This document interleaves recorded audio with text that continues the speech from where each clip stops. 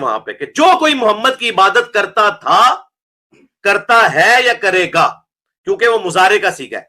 मन काना याबुदु मुहम्मदन, जो कोई भी तुम में मोहम्मद की इबादत करता है या करेगा। ये मुजारे अरबी में ना प्रेजेंट टेंस और मुस्तकबिल दोनों को कवर करता है। तो वो जान ले फ़इन्ना मुहम्मदन कद मात, कि बेशक मोहम्मद मर चुके। ये नहीं कहा कि विसाल फरमा गए, विसाल भी अरबी का लफ्ज है, नहीं इस्तेमाल किया। मिर्ज़ा जेलमी ने अपने गुस्ताखाना लहजे को और अपने गुस्ताखाना अंदाज़ बयान को डिफेंड करने के लिए कुरान और हदीस का सहारा लेने की कोशिश की है। एक सवाल के जवाब में एक कानून मिर्ज़ा ने बयान किया। सवाल ये हुआ था कि मिर्ज़ा साहब, आपने अपने एक बयान में ये कहा है कि नबी अलैहिस्सलाम उम्मत के लिए कोई फूड चैन नहीं छोड़ के गए, तो ये जो फूड चैन का आपने जुमला इस्तेमाल किया ये नामुनासिब था। इसके ऊपर मिर्ज़ा जेलमी आग बगोला हो गया और फिर उसमें ये उसूल और ज़ाब्ता ये बयान किया कि देखिए, मैंने तो वो नफ़ी करते हुए कहा है कि नबी अलैहिस्सलाम अपनी उम्मत के लिए फूड चैन नहीं छोड़ के गए, मैंने कहा नहीं छोड़ के गए। फिर कुरान मजीद से मिसालें पेश करनी शुरू कर दी कि देखिए कि कुरान में है कि नबी मजनून नहीं है, नबी शायर नहीं है, कुरान हज़ल नहीं है। ये मिसालें पेश की और ये कानून बना दिया मिर्ज़ा जेलमी ने कि जहाँ नफ़ी हो जाए तो वहाँ इहानत और गुस्ताखी नहीं होती। अगर यही कानून और उसूल है कि नफ़ी कर देने से किसी की तौहीन और गुस्ताखी नहीं होती, अगर कोई बंदा मिर्ज़ा जेलमी के बारे में ये कहे, चले मिर्ज़ा जेलमी का नाम छोड़ देते हैं, हम फ़र्ज़ कर लेते हैं कोई फ़र्ज़ी नाम ज़ैद रख लेते हैं, चले ज़ैद को भी छोड़ें, ये कह देते हैं कि कोई बंदा ये कहे कि फ़लाँ शख्स, और वो शख्स हो मुअज़्ज़ज़, उसके बारे में कहे कि फ़लाँ शख्स जाहिल नहीं है, फ़लाँ शख्स बेशर्म नहीं है, फ़लाँ शख्स बेहया नहीं है, फ़लाँ शख्स गधा तो नहीं है, फ़लाँ शख्स खिंजीर तो नहीं है। ये जुमला अगर किसी मुअज़्ज़ज़ शख्सियत के बारे में कहा जाए और उस कहने वाले को यह कहा जाए कि तुमने ये क्यों कहा, तो वो ये जवाब दे, अगर देने वाला कहे कि मैंने तो यही कहा ना कि वो नहीं है, तो क्या उसके नहीं कह देने से जिसके बारे में कहा गया है क्या उसकी तौहीन नहीं होगी, उसकी गुस्ताखी नहीं समझी जाएगी? और जिसके बारे में कहा गया क्या उसका ये जुमले सुन के रंग नहीं उड़ जाएगा? वो अपनी तौहीन और गुस्ताखी और अपनी इंसल्ट महसूस नहीं करेगा? यकीनन करेगा। तो मालूम हुआ कि हर जगह पे किसी कलिमे और जुमले की नफ़ी कर देने से ये नहीं साबित हो जाता कि बस नफ़ी कर दिया तो इसका मतलब ये कि आप दबा के रखें, जिस तरह के मर्जी जुमले इस्तेमाल करते रहें। और फिर अपने गुस्ताखाना लहजे को और अपनी गुस्ताखाना तर्ज बयान को डिफेंड करने के लिए कहा कि ये देखिए, मैं तो जो इस तरह के जुमले बोलता हूँ वो नकले कुफर ना बाशिद के तरीके पर बोलता हूँ। अब देखें, इसको समझें, नकले कुफर ना बाशिद क्या होता है?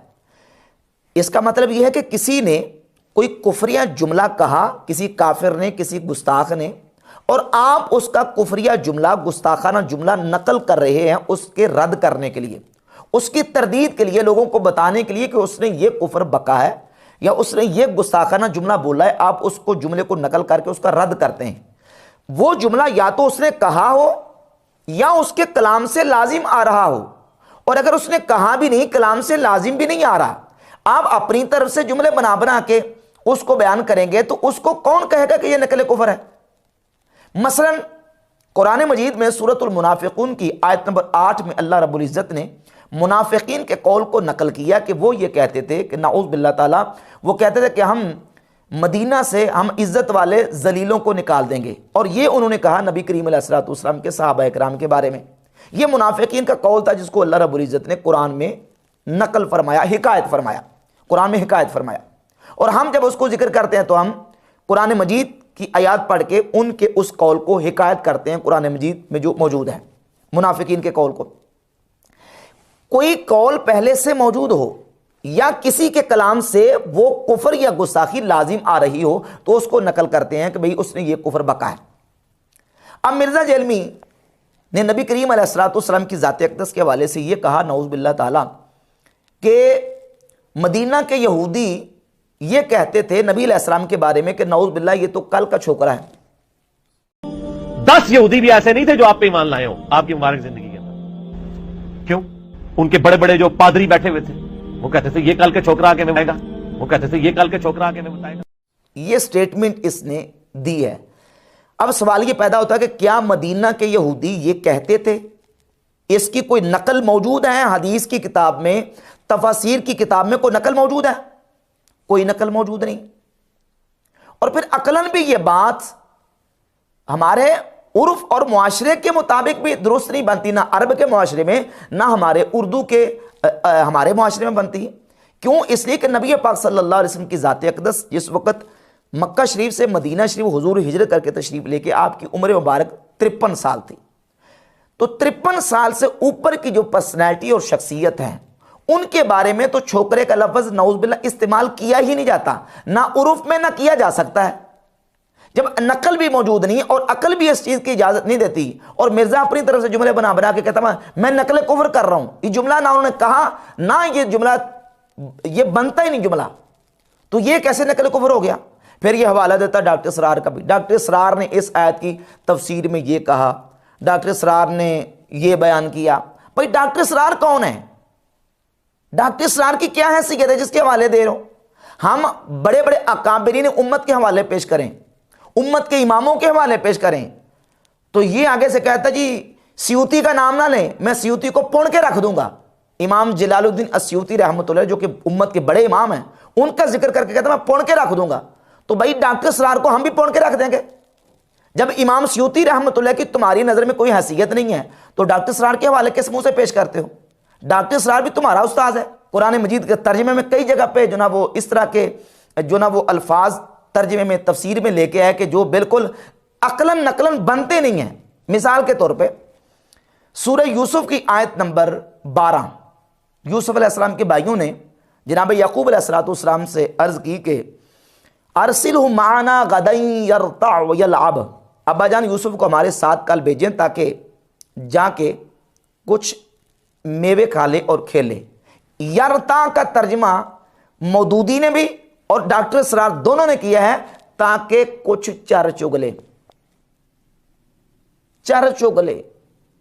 اب دیکھو کہ یہ چر چگلے کا جو لفظ ہے، جملہ ہے، ہمارے اردو محاورے میں کبھی کسی انسان کے لیے استعمال ہوا ہے؟ یہ جائے کہ اللہ کے پیغمبر کے بارے میں استعمال کیا جائے، یہ تو انسان کے لیے استعمال نہیں کیا جاتا، یہ جانوروں کے لیے استعمال کیا جاتا ہے۔ تو اب ڈاکٹر اسرار کے حوالے ہمیں کیسی دھونس دے رہا ہے کہ ڈاکٹر اسرار نے یہ لکھ دیا۔ پھر اسی گفتگو میں مرزا نے کہا کہ اللہ تعالیٰ نے قرآن مجید میں نبی علیہ السلام کے بارے میں جس انداز سے سخت لینگویج استعمال کی ہے، یہ لوگ تو اس کو بھی گستاخی قرار دے دیں، نعوذ باللہ تعالیٰ۔ کیا کوئی مسلمان نعوذ باللہ تعالیٰ اللہ تعالیٰ کے بارے میں اس طرح کی بات کر سکتا ہے؟ اور پھر اللہ رب العزت اپنے انبیاء رسول اعظام علیہ الصلوۃ والتسلیمات کو جو کہے وہ خالق ہے، اور نبی رسول اللہ رب العزت کے بندے ہیں، اللہ کی مخلوق ہے، اللہ کے مملوک ہیں، اور اللہ مالک ہے۔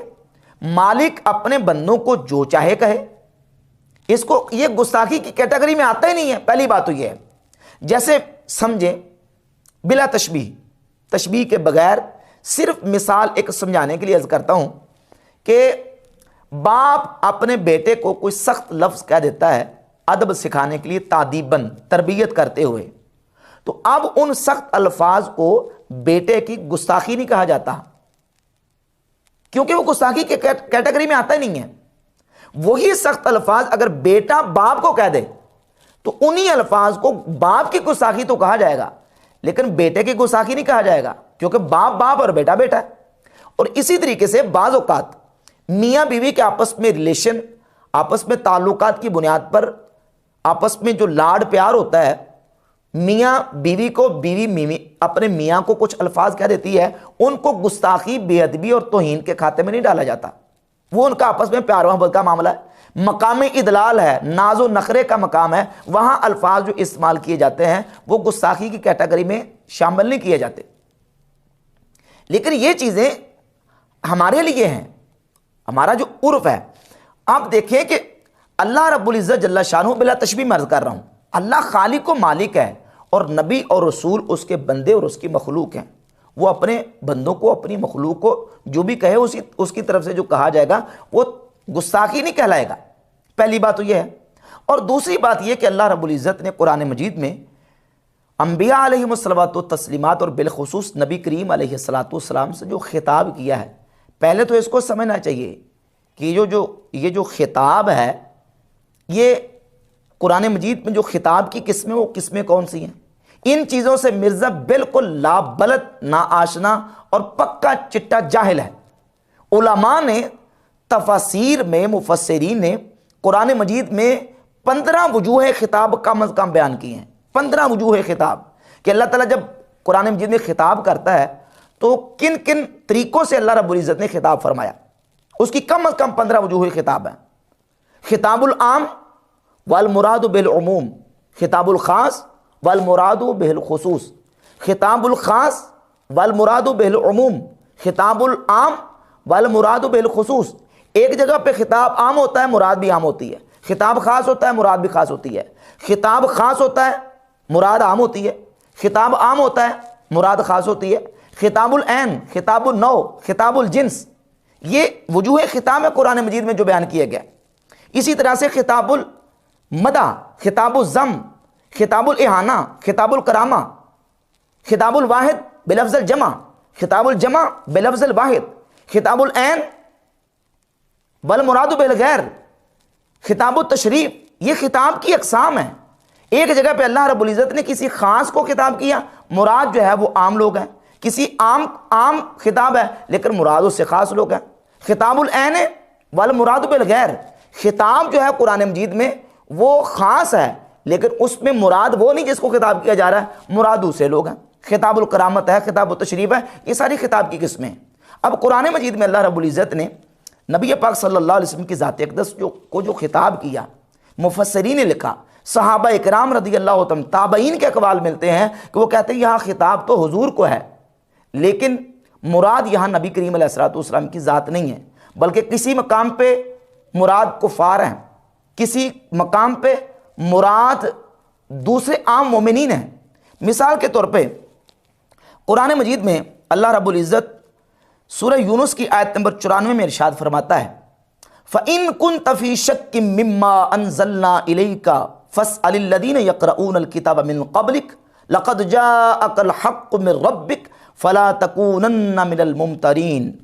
پس اگر تو شک میں ہے، ان كُنْتَ فِي شَكٍ، اگر تو شک میں ہے جو تیری طرف نازل کیا گیا، یہ خطاب ہے اور صیغہ واحد مخاطب ہے، اگر تو شک میں ہے تو جو تیری طرف نازل کیا گیا تو اہل کتاب سے، جو کتاب پڑھنے والے ہیں، کتاب پڑھتے، ان سے پوچھ لو، تحقیق تیرے پاس تیرے رب کی طرف سے حق آ گیا، فلا تکونن من الممترین، پس تو شک کرنے والوں میں سے نہ ہو جانا۔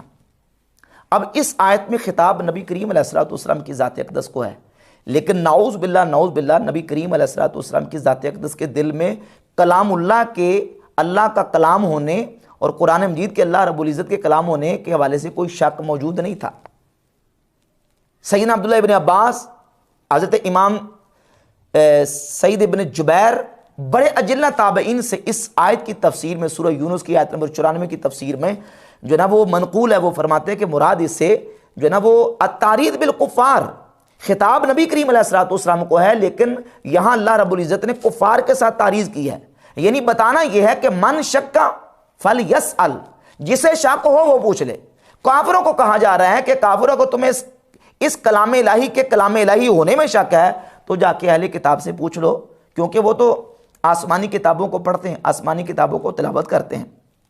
نمبر 2، اسی طریقے سے قرآن مجید کی سورہ احزاب کی آیت نمبر 1، یا ایھا النبی، اے نبی، اتق اللہ ولا تطع الکافرین والمنافقین، اے نبی اللہ سے ڈرو اور کافروں اور منافقوں کی اطاعت مت کرو۔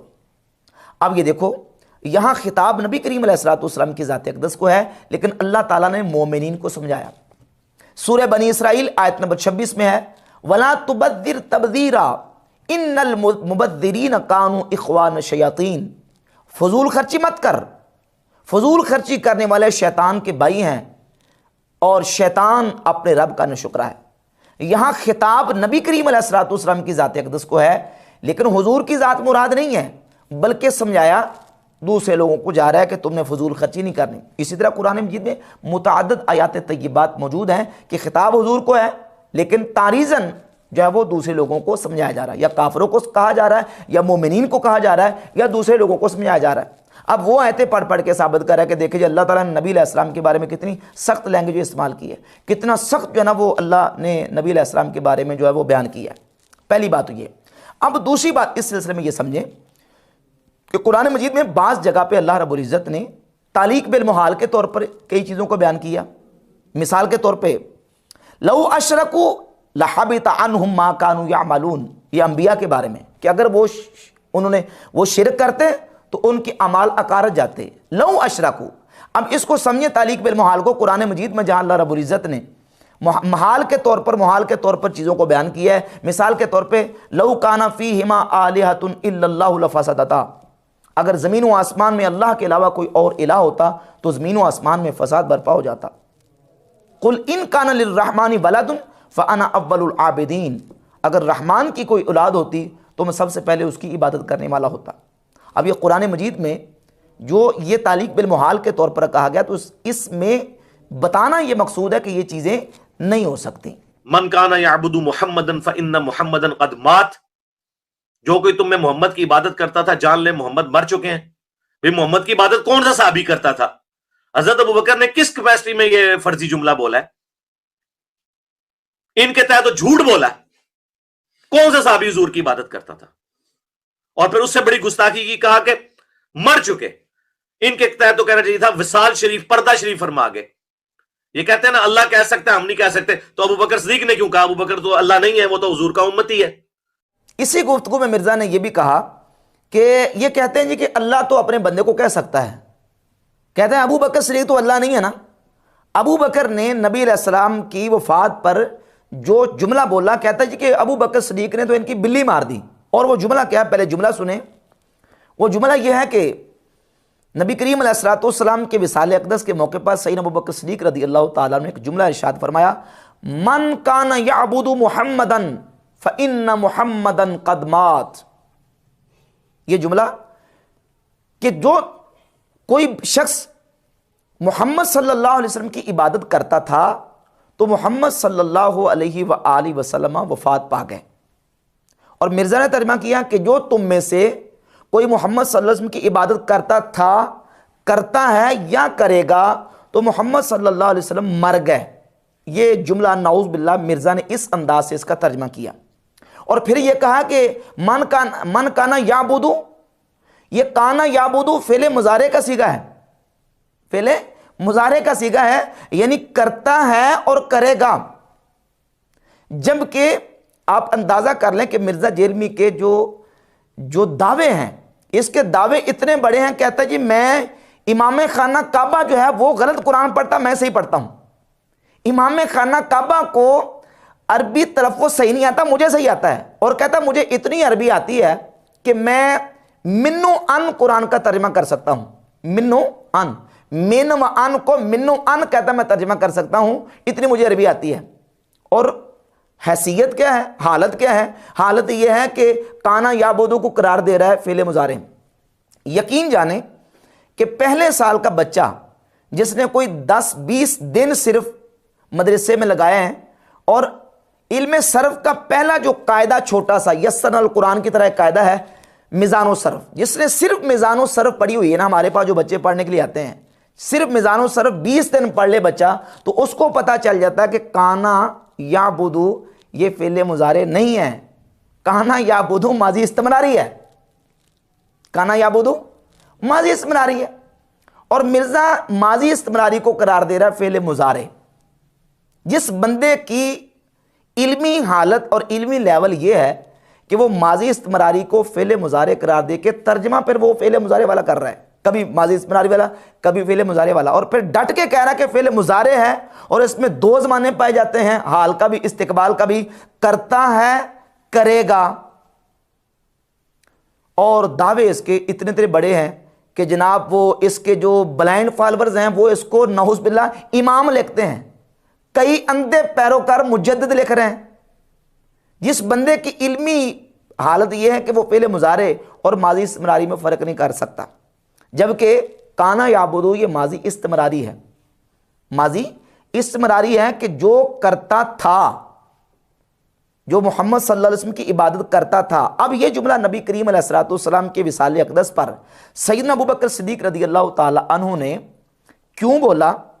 تو اس کے لیے آپ اسی حدیث اور اس واقعے سے متعلقہ جتنی روایات ہیں اس کے تمام طرق کو جمع کریں، صحیح بخاری میں، صحیح مسلم میں، سنن میں، مسانید میں، یہ مشہور معروف حدیث ہے کتب احادیث میں، اس کو جمع کریں تمام طرق سے۔ یہ بات بالکل جو نا اس کا پس منظر واضح ہوتا ہے کہ نبی پاک علیہ الصلوۃ والسلام کے وصال اقدس کے موقع پر صحابہ اکرام رضی اللہ تعالی عنہم کے اوپر اس قدر شدید غم تھا، اور وہ اتنا شدت غم سے وہ مغموم تھے کہ ان کے دل و دماغ پر نبی کریم علیہ السلام کے وصال اقدس کے غم کا اثر موجود تھا، حتیٰ کہ صحابہ اکرام رضی اللہ تعالی عنہم میں سے بالخصوص حضرت عمر رضی اللہ تعالیٰ عنہ اس موقع پر کہا ما مات رسول اللہ صلی اللہ علیہ وسلم ولا یموت، نہ تو نبی علیہ الصلوۃ والسلام کا وصال ہوا ہے اور نہ حضور کا اس وقت تک وصال ہو سکتا ہے جب تک کہ منافقین کے ہاتھ پاؤں نہ کاٹ دیے جائیں۔ اسی موقع پر سیدنا ابوبکر صدیق رضی اللہ تعالیٰ عنہ آئے، صحابہ اکرام کی جب حالت کو دیکھا تو آپ نے حضرت عمر کو بلایا، لیکن حضرت عمر نے انکار کر دیا، نہیں آئے۔ پھر بلایا، حضرت عمر پھر نہیں آئے۔ اس موقع پر سیدنا ابوبکر صدیق رضی اللہ تعالیٰ عنہ نے کلمہ شہادت کہا۔ جب کلمہ شہادت کہا تو صحابہ اکرام آپ کے گرد جمع ہو گئے، تو اس موقع پر صدیق اکبر رضی اللہ تعالیٰ عنہ نے پھر خطبہ دیا، اور اس موقع پر یہ کہا صحابہ اکرام کی ڈارس بندوانے کے لیے، ان کو سمجھانے کے لیے کہ من کان یعبد محمدًا فإن محمدًا قد مات، جو محمد صلی اللہ علیہ وسلم کی عبادت کرتا تھا تو محمد صلی اللہ علیہ وآلہ وسلم پر وقت وصال آ گیا، ماتا۔ اب انہوں نے لفظ استعمال کیا ماتا، مرزا اس کا ترجمہ کر کے مر گئے، حالانکہ جو ماتا ہے یہ عربی کا لفظ ہے، اور کسی کی ڈیتھ کو، کسی کی وفات کو تعبیر کرنے کے لیے عربی زبان میں ماتا، فاتا، ہلاکا یہ کلمات استعمال ہوتے ہیں۔ قرآن پاک میں، حدیث طیبات میں، صحیح بخاری کی مشہور حدیث ہے، پہلے اس کو اب سمجھیں ذرا کہ یہ جو لفظ استعمال ہوتا ہے یہ کس موقع پر کس لفظ کا ترجمہ کس طرح ہم نے کرنا ہوتا ہے۔ صحیح بخاری میں 3455 نمبر حدیث ہے، نبی پاک صلی اللہ علیہ وسلم نے فرمایا کانت بنو اسرائیل تسوسہم الانبیاء، بنی اسرائیل کی سیاست ان کے نبی کیا کرتے تھے، کلما ہلاک نبی خلفہ نبی، فرمایا کہ جب بھی کوئی نبی، اب اس میں لفظ استعمال ہو کلما ہلاک نبی، ہلاک نبی، ابوبکر صدیق نے ماتا کا لفظ استعمال کیا، اور نبی کریم علیہ الصلوۃ والسلام نے صحیح بخاری کی 3455 نمبر حدیث میں ہلاکا کا کلمہ استعمال کیا۔ جب بھی کوئی نبی ہلاکا یعنی وفات پاتا، وصال کرتا، تو ان کے بعد دوسرا نبی آ جاتا، انہ لا نبی بعدی، مگر میرے بعد کوئی نبی نہیں۔ اب نبی پاک علیہ الصلوۃ والسلام نے یہاں ہلاکا کا کلمہ استعمال کیا، اور قرآن مجید میں سورہ غافر کی آیت نمبر 34 میں اللہ رب العزت نے جناب یوسف علیہ الصلوۃ والسلام کے لیے ہلاکا کا کلمہ استعمال کیا، حتی اذا ہلاکا قلتم لن یبعث اللہ من بعدہ رسولا، حتیٰ کہ جب یوسف علیہ السلام ہلاکا یعنی وفات پا گئے، ان کا وصال ہو گیا، تم نے کہا کہ اللہ تعالیٰ ہرگز نہیں بھیجے گا ان کے بعد کوئی رسول۔ یہاں یوسف علیہ السلام کے لیے ہلاکا کا استعمال ہوا کلمہ، اور جناب سیدنا عیسیٰ علیہ الصلوۃ والسلام کے لیے سورۃ المائدہ کی آیت نمبر 17 میں اللہ رب العزت نے بھی یہ کلمہ ارشاد فرمایا ان اراد ان یہلک المسیح ابن مریم و امہ، اگر ارادہ کرے اللہ عیسیٰ ابن مریم اور ان کی والدہ کو ہلاک کرنے کا، یعنی ان کو وفات دینے کا۔ اب یہاں جو لفظ استعمال ہوا ہلاکا، کسی جگہ پہ ہلاکا ایک معنی میں، دوسری جگہ پہ دوسرے معنی میں۔ یہی کلمہ ہلاکا کا جب دوسری قوموں کے بارے میں استعمال ہوا جن کو اللہ رب العزت نے عذاب میں مبتلا کیا، جس طرح قرآن مجید کی سورہ اعراف کی آیت نمبر 4 میں ہے وَكَمْ مِنْ قَرْيَةٍ أَهْلَكْنَاهَا، اور کتنی ہی بستیاں جن کو ہم نے ہلاک کر دیا۔ عام طور پہ کلمہ ہلاک اور ہلاکت جو ہے یہ مقرون بالعذاب ذکر ہوتا ہے، یعنی جن لوگوں کو عذاب میں مبتلا کیا جائے تو ان کے لیے ہلاکت کا لفظ استعمال ہوتا ہے، لیکن جب وہی کلمہ ہلاک کا اللہ کے نبی کے لیے استعمال ہوا، اللہ نے استعمال کیا، یا نبی کریم علیہ الصلوۃ والسلام کی ذات اقدس نے استعمال کیا انبیاء کے لیے؟ صحیح بخاری کی 3455 نمبر حدیث کے مطابق تو وہاں وفات دینے کے معنی میں استعمال ہوا، وصال کے معنی میں استعمال ہوا۔ اب دیکھیں لفظ ایک ہے لیکن جہاں جہاں اس کا اطلاق اور استعمال ہو رہا ہے اس کا فرق کرنا پڑے گا۔ اسی طرح کلمہ ماتا، اب جب ماتا کا لفظ استعمال ہوتا ہے تو نبی کی اور امتی کی موت ایک جیسی نہیں ہے۔ نبی کریم علیہ السلام کی ذات اقدس کے لیے صدیق اکبر نے ماتا کا لفظ استعمال کیا۔ جب ماتا کا لفظ نبی کے لیے آیا تو اس کا ہم معنی کریں گے وصال کر گئے، وفات پا گئے، انتقال فرما گئے۔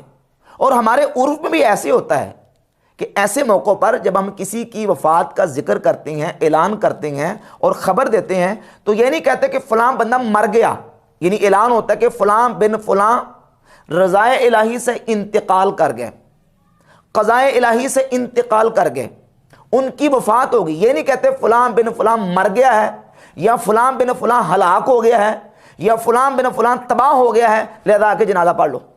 کیا کہتے ہیں؟ فلاں بن فلاں وفات پا گیا ہے، یا فلاں بن فلاں وہ انتقال کر گئے ہیں، ان کی وفات ہو گئی ہے۔ تو اب ہم نے دیکھنا عرف کو کہ عرف میں جو مرنے کا لفظ ہے یہ ہمارے عرف میں عام طور پر استعمال نہیں ہوتا۔ ایسی جگہ پہ ہم انتقال، وفات اور وصال کا لفظ استعمال کرتے ہیں۔ یہی ٹھوکر کھائی ہے مودودی نے اور ڈاکٹر سرار نے کہ سورہ یوسف کی آیت نمبر 12 کا ترجمہ کرتے ہوئے ایک لفظ اس میں کلمہ استعمال ہوا، ارسلہ معنا غدًا یرتع ویلعب۔ یرتع کا کلمہ جب استعمال ہوا یوسف علیہ السلام کے لیے، بھائیوں نے کہا یعقوب علیہ السلام سے کہ ان کو ہمارے ساتھ بھیج دیں تاکہ یہ یرتع۔ اب لغت میں جب دیکھتے ہیں تو لغت میں یرتع کا جو لفظ ہے وہ استعمال ہوتا ہے چرنے کے معنی میں، کھیتوں سے جا کے جانوروں کا چر چگ لینا۔ لیکن ہم نے دیکھنا کہ لفظ استعمال کہاں ہوا ہے؟ لفظ استعمال انسان کے لیے بلکہ انسانوں میں اللہ کے رسول کے لیے استعمال ہوا ہے، جناب یوسف علیہ السلام کے لیے۔ مودودی نے اور ڈاکٹر سرار نے دونوں نے ترجمہ کیا تاکہ کچھ چر چگ لے۔